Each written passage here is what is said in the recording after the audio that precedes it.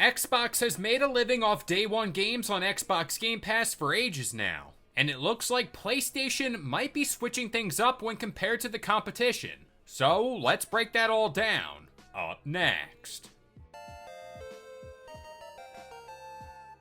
What's going on, guys? It's Kalo, and I'm here to give you the lowdown on all things gaming. And if you're new here, feel free to subscribe to this channel for weekly video game news content. Drop a like on the video, and welcome to the Level Up. PlayStation has been making headlines as of late, and this all stems from an interview they held with Stephen Totilo.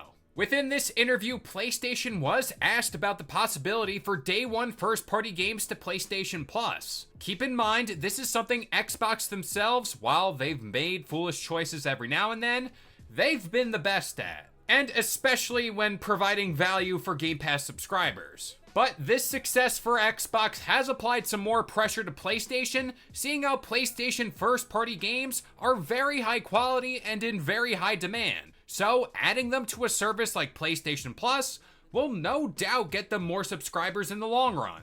But it appears they have gone in a far different direction, and whether or not that's the right choice, that's yet to be seen. But with all that being said, let's see what they had to say on this matter.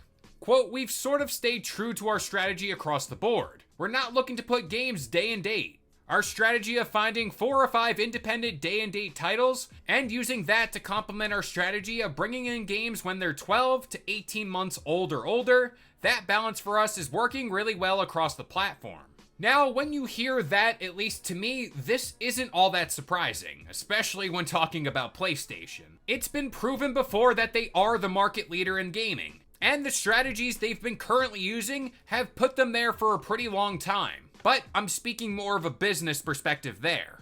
They really don't need PlayStation Plus to be their cash cow, so to speak, unlike Xbox on the other hand, who have been pushing that service from the jump. Now, on a personal level and more of a moral one, this is way off center, mainly because the word value comes into play for consumers. Personally, I don't think PlayStation Plus is really worth it month to month, especially when talking about the value you get in Xbox Game Pass. Again, I apologize, I'm gonna sound like a broken record. Sure, it has a good catalog of games, but if you are a gamer who wants to be up to date on the latest and greatest titles from your platform, I do think there's more work that could be done there. And I'm not entirely talking about first-party day one games either. I think PlayStation can do far more work with their third-party partners that they do have under their belt.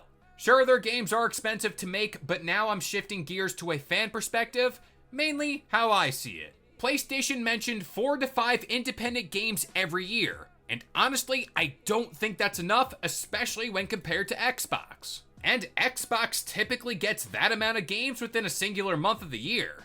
So what I'd like to see from PlayStation here is maybe drop one day one title on PlayStation Plus every month of the year, to incentivize more subscribers to stay on board and bring in new ones. And I think the service as it stands as a current subscriber is a very hit or miss experience. I mean, as of right now, if we look at the service, they are missing titles like Horizon Zero Dawn and Forbidden West, God of War Ragnarok, and Spider-Man's 1 and 2.